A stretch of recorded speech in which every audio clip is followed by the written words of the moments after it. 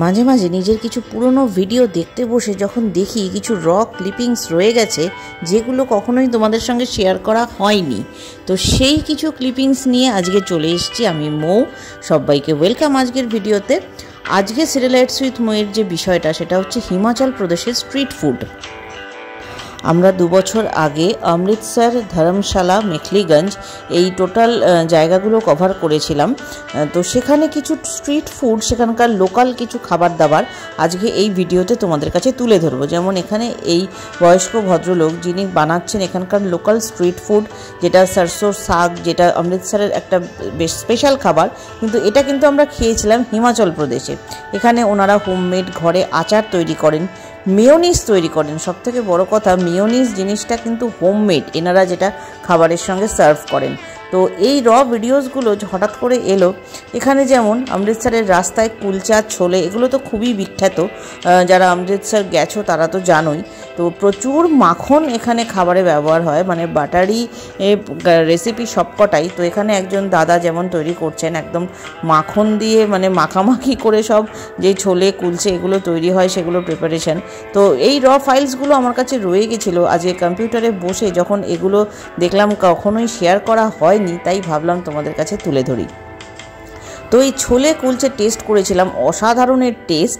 মানে এই রকম ছোলে কুলচে সত্যিই হয়তো কলকাতায়ও পাওয়া যায় না। মানে যেখানকার খাবারের যেটা স্পেশালিটি সেটা কিন্তু সেই জায়গা থেকেই পাওয়া যায়। যেমন কলকাতা বিরিয়ানি একটা আলাদাই, সেটা কিন্তু তোমরা অমৃতসর বা হিমাচল কোনো জায়গাতেই পাবে না।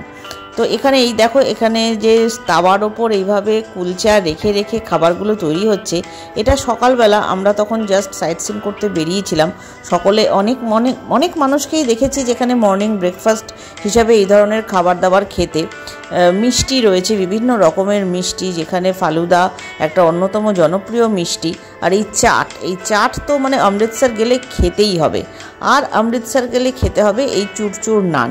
এই নানটার ওপরে একটা মানে ক্রিসপি নান, তার ওপরে ছোলা টোলা দিয়ে, মানে বেশ পেঁয়াজ দিয়ে চাটনি দিয়ে বেশ একটা মানে টেস্টি চাট টাইপের তৈরি করে ওনারা দেন।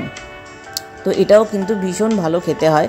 তো এই সব খাবার দাবারগুলোর ভিডিও করেছিলাম। সব কিছু হয়তো সব রকমভাবে টেস্ট করা হয়নি, কারণ প্রত্যেক দিনই যেহেতু একটা হেকটিক ট্যুরের মধ্যে ছিলাম, সেহেতু কিছু রফ ভিডিওস করে মানে সেগুলো রয়ে গেছিলো। এখানে এই যে ফালুদার ওপর, ফালুদা অবশ্য খেয়েছিল, আমার বন্ধুরা খেয়েছিল ফালুদা, আমরা জাস্ট ভিডিওটা করেছিলাম। ফালুদার ওপর রাবড়ি দিয়ে, চিনির সিরাপ দিয়ে এখানে খুব সুন্দরভাবে পরিবেশন করা হচ্ছিল। ঠান্ডা জিনিসটা আমাদের যেহেতু চলে না, সেহেতু ঠান্ডা জিনিসটা আমরা খাইনি। তো যাই হোক, এখন আমরা চলে এসেছি হোটেলে। আবার এখানে হোটেলে দেখাবো তোমাদের আমাদের ব্রেকফাস্ট, মানে অমৃতসরের যে স্পেশাল ব্রেকফাস্ট, যেখানে হচ্ছে আলুর পরোটাটা বিখ্যাত। এই হোটেলের একটা মানে স্পেশাল খাবার আলুর পরোটা। তো সেখানে ব্রেকফাস্টে কি আমাদের জন্য আসছে সেটা তোমাদের সঙ্গে শেয়ার করব। এই ভিডিওটা আমি আগেও শেয়ার করেছি, কিন্তু এখানে তুলে ধরলাম একটাই কারণে, যারা আমাকে নতুন দেখছো তারা আমার এই জার্নিটা বুঝতে পারবে, রিলেট করতে পারবে, সেই জন্যই এই অমৃতসরের ব্রেকফাস্টের ভিডিওটা এখানে দেওয়া। তো চলো ব্রেকফাস্টের টেবিলে কি খাবার দাবার আসছে সেটা তোমাদের সঙ্গে শেয়ার করি, এবং তারপরে বেরিয়ে যাব একদম সাইট সিনের জন্য। এবং লোকাল যে ওখানকার খাবার দাবার, অমৃতসরের খাবার দাবার যেটা একটু আগে তোমরা দেখলে, সেটার মধ্যে অন্যতম যেটা পাঞ্জাবিদের খাওয়া, সেটাও আমি একটু বাদেই তোমাদের সাথে শেয়ার করছি। তো আমাদের ব্রেকফাস্ট ওদিক থেকে আসছে। তো হোটেলের যদি পুরনো ভিডিও তোমরা কেউ দেখতে চাও, ডেসক্রিপশন বক্সে লিঙ্ক থাকবে, তোমরা দেখে নিতে পারো। তো এখানে রয়েছে স্যান্ডউইচ তো আছে, আর যেটা বিখ্যাত এখানকার আলুর পরোটা। এই আলুর পরোটা কিন্তু আমরা বাড়িতেও এই টেস্টে বানিয়ে উঠতে পারি না, অসাধারণ টেস্ট। আর এনাদের ব্যবহার, এনাদের কোঅপারেশন সত্যিই আমাদের মনে রাখার মতো, যার জন্য আজও যখন ভিডিওগুলো দেখি তখন খুব মনে পড়ে যে এক্সপিরিয়েন্স সত্যিই খুব ভালো ছিল। টেস্ট ওয়াইজ সবাই আমরা খুব স্যাটিসফাইড ছিলাম প্রত্যেকে। মানে আমরা একটা গ্রুপ ট্যুর করেছিলাম, এখানে দেখতেই পাচ্ছ। তো প্রত্যেকেই কিন্তু আমরা খাওয়া দাওয়া নিয়ে ফুল স্যাটিসফাইড ছিলাম, কারণ সত্যি এখানে যেরকম খাবার বলেছি, মশালা অমলেট স্যান্ডউইচের সাথে, সেটাও ওনারা সার্ভ করেছেন।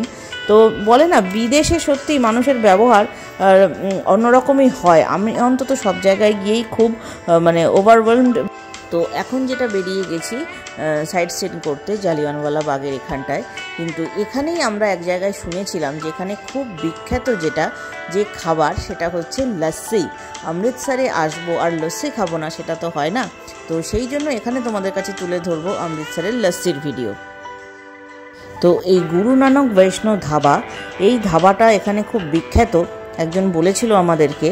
তো এই ধাবা থেকেই কিন্তু আমরা নিয়েছিলাম লস্যি। তো এই ক্রিমে ঠাসা লস্যি মানে একবার খেলে পেট পুরো ফুল। মানে আমি তো একটুখানি খেয়ে সৌভিককে দিয়ে দিয়েছিলাম, কারণ 1 গ্লাস নিয়েছিলাম, আমরা জাস্ট টেস্ট করছিলাম, যেহেতু এখানে বিখ্যাত এটা খেতেই হবে। কিন্তু সৌভিকের এতই ভালো লেগেছিল যে ও কিন্তু 2 গ্লাস খেয়েছিল। তো এখন চলে এসেছি, যেহেতু এটা পুরোপুরি একটা ফুড ট্যুর করাবো তোমাদেরকে, সেই জন্য এখন হিমাচলে চলে এসেছি। ধর্মশালাতে দেখাবো যে এখানকার স্ট্রিট ফুডের মধ্যে বিখ্যাত যেটা অবশ্যই পাহাড়ি খাবার মোমো। তো মোমো কিন্তু এখানে সবটাই ভেজ, ননভেজ মোমো এখানে আমরা নিইনি।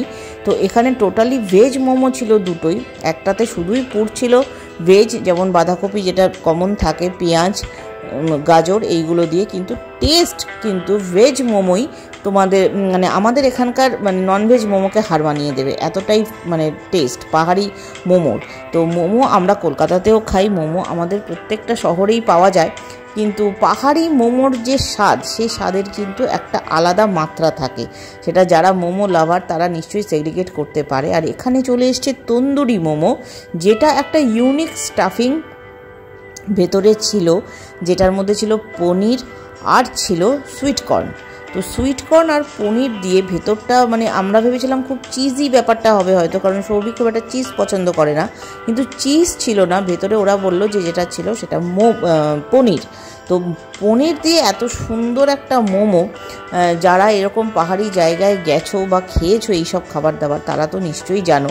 আর যারা এখনও এই স্বাদ পাওনি তাদের কাছে রিকোয়েস্ট করব, অবশ্যই একবার পাহাড়ে গিয়ে এই ধরনের বিভিন্ন ভেরিয়াস টাইপের মোমো ট্রাই করো, এখানকার থেকে কিন্তু সম্পূর্ণ স্বাদে আলাদা। আর এই তন্দুরি চা অসাধারণ টেস্ট, এই নিয়ে আর কোনো কথা হবে না। তো আমি একদম ফুল ছিলাম। আর অমৃতসরের অলিতে গলিতে বা আমাদের হিমাচল প্রদেশের ধর্মশালার পাহাড়ের অলিতে গলিতে সমস্ত জায়গাতেই কিন্তু স্ট্রিট ফুডের রমরমা।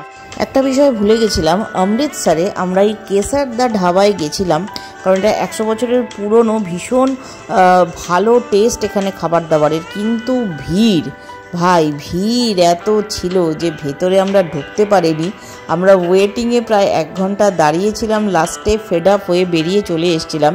খুব আফসোস হয়েছিল যে এরকম একটা রিনাউন্ড প্লেসে খেতে পারিনি। যদি ভবিষ্যতে অমৃতসর আবার যাই নিশ্চয়ই খাওয়ার চেষ্টা করব এবং তোমাদের সঙ্গে শেয়ার তো অবশ্যই করব।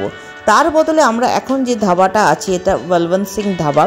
তো বলবন্ত সিং ধাবার ভেতরে ঢুকে অসম পরিবেশ ছিল, কিন্তু সৌভিকের যেটা ব্যাপার থাকে ও কিন্তু সব জায়গায় গিয়েই একবার চাউমিনটাকে ট্রাই করে। তো আমরা এখানে বিভিন্ন রকম অমৃতসরি স্পেশাল ফুডগুলো নিয়েছি, যেমন পনির বাটার মশলা, চিকেন বাটার মশলা, এখানে অমৃতসরি ফিশ টিক্কা এটা।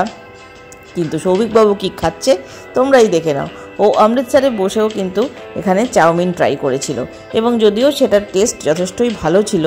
তো ধাবা যেহেতু আমি প্রেফার করি মানে পাঞ্জাবি যে ফুডগুলো, আর এইখানে একটা ছিল আইসক্রিমের দোকান আমাদের ঠিক রেস্টুরেন্টের নিচেই। তো এখানে বিভিন্ন রকম আইসক্রিম পাওয়া যাচ্ছিল। আচ্ছা, এবার আবার আমি তোমাদের মেখলিগঞ্জের আমাদের যে হোটেলটা ছিল, মেখলিগঞ্জের যে হোটেলটা ছিল, তো সেই হোটেলে চলে এসেছি। সেই হোটেলের যে ব্রেকফাস্ট যখন তৈরি হচ্ছিল তখন আমি একটুখানি কিচেনে ঢোকার মানে অনুমতি নিয়েছিলাম, এবং ওনারা বানাচ্ছিলেন যে খাবার সেইগুলো একটু তোমাদের সঙ্গে শেয়ার করি। এখানে আমি রেস্টুরেন্টের ফুডও দেখাচ্ছি, এটা তার একটাই কারণ, যেহেতু এখানে অথেন্টিক যে মানে হিমাচলিয়ান ফুডগুলো যে তৈরি হচ্ছে সেটাই তোমাদের কাছে তুলে ধরার উদ্দেশ্য, আর কিছু না। তো রেস্টুরেন্টের ভেতরেই তৈরি হচ্ছে, কিন্তু এখানে একটা থালি প্রিপারেশন হচ্ছে। এই থালিটার দাম ছিল 95 রুপিস। এর মধ্যে চাউমিন ছিল, ভেজ মাঞ্চুরিয়ান ছিল, একটা পনিরের আইটেম ছিল, থুপকা ছিল, ভেজিটেবল থুপকা, ভেজ মোমো ছিল। তো 195 কি 95 এরকমই একটা দাম ছিল এইরকম টোটাল থালিটার। এটা যদিও আমরা ট্রাই করিনি, বাট এটা তখন তৈরি করছিলেন ওনারা। আর আমাদের জন্য ছিল এখানে ডাল মাখনি ছিল, ওখানে তন্দুরি রুটি ছিল, এইসব আইটেমগুলো রেডি হচ্ছিল রেস্টুরেন্টের ভেতরে। তো রেস্টুরেন্ট ফুডটা দেখালাম এই কারণেই যে এইগুলো যে সব কিছুই ট্র্যাডিশনাল ওখানকার খাবার দাবার, বিশেষ করে এই ভেজ থুপকা, এটা উনি ট্রাই করতে বলেছিলেন, যদিও আমাদের ট্রাই করা হয়নি আর। তো এবারে চলে এসেছি একটা চাটের দোকানে, যেটা এটা অমৃতসরে ছিল। দিনের বেলা এখানে ব্রেকফাস্টে দই বড়া খুব স্পেশাল।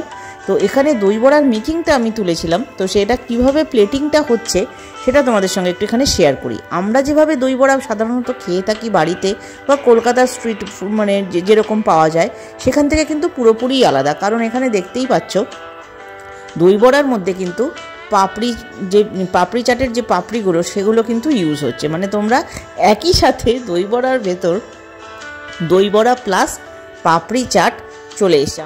একটু হ্যাপাজার্ড ওয়েতে আমি আজকের ভিডিওটা তোমাদের সঙ্গে শেয়ার করলাম, বাট ভিডিওটা কেমন লাগলো বা এই ফুড ট্যুর কেমন লাগলো সেটা কিন্তু কমেন্ট সেকশনে জানাতে ভুলো না। আর ভিডিওটা লম্বা করছি না, আজকের ভিডিওটা এই অবধিই রাখছি।